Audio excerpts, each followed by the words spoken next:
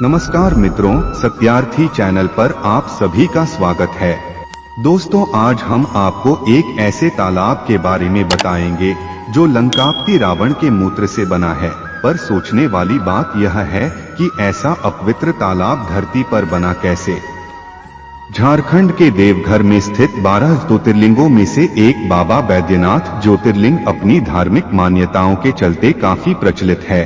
कहते हैं ये 9वां ज्योतिर्लिंग है और इसकी स्थापना स्वयं भगवान विष्णु ने की थी। इसी मंदिर के पास ही एक तालाब है जिसमें सभी श्रद्धालु स्नान करने के बाद बाबा भोलेनाथ को जल चढ़ाते हैं। और इसी तालाब के पास में एक दूसरा तालाब है जिसमें स्नान आचमन तो कोई उसे छूता तक नहीं है। ऐसा इसलिए क्योंकि वो लंकापति रावण के मूत्र से बना तालाब माना जाता है। कहते हैं जो उस तालाब के जल को छू भर लेता है उसे कई जन्मों का पाप लगता है और फिर उसे अपने उन पापों से जल्दी मुक्ति नहीं मिल पाती। पर सोचने वाली यह है कि क्या रावण ने सच में इतना मूत्र विसर्जन किया कि उससे एक तालाब बन गया। इस सवाल के जवाब के लिए आपको एक पौराणिक कथा जाननी होगी। दरअसल लंकापति रावण महादेव को अपने साथ लंका ले जाना चाहता था, जिसके लिए उसने कई तरह के उपाय किए।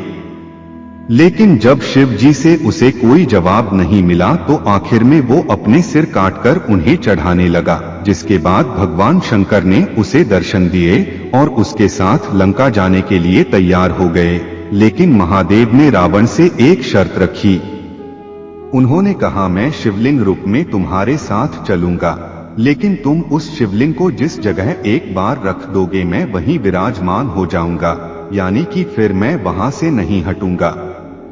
रावण को अपने बलशाली होने पर इतना घमंड था कि उसने शिव जी की ये शर्त तुरंत मान ली। उसने सोचा शिवलिंग चाहे कितना ही भारी क्यों न हो, मैं उसे एक बार उठाऊंगा तो सीधा लंका जाकर ही स्थापित करूंगा।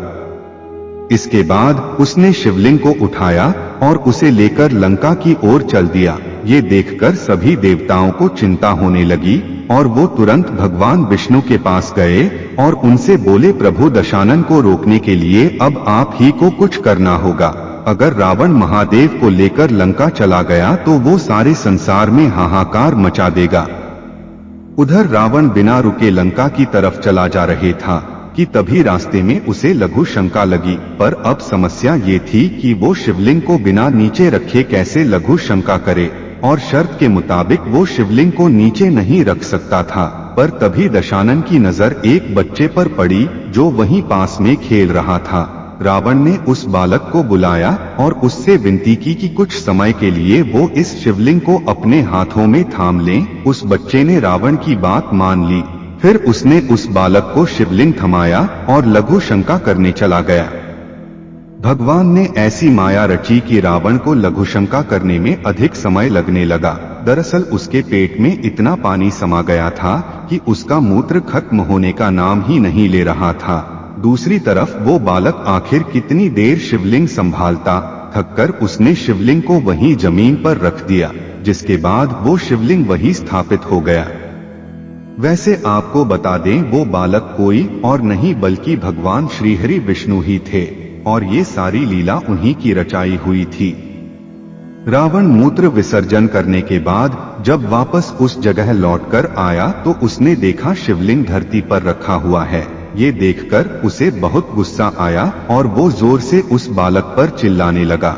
लेकिन तब तक बहुत देर हो चुकी थी। हालांकि दशानन ने उस शिवलिंग को हिलाने की बहुत कोशिश की, पर वो टस से मस नहीं हुआ। क्रोध में आकर उसने शिवलिंग पर इतनी जोर से पैर मारा कि वो शिवलिंग जमीन के अंदर धंस गया। और आज भी ये शिवलिंग वैसे का वैसे ही है।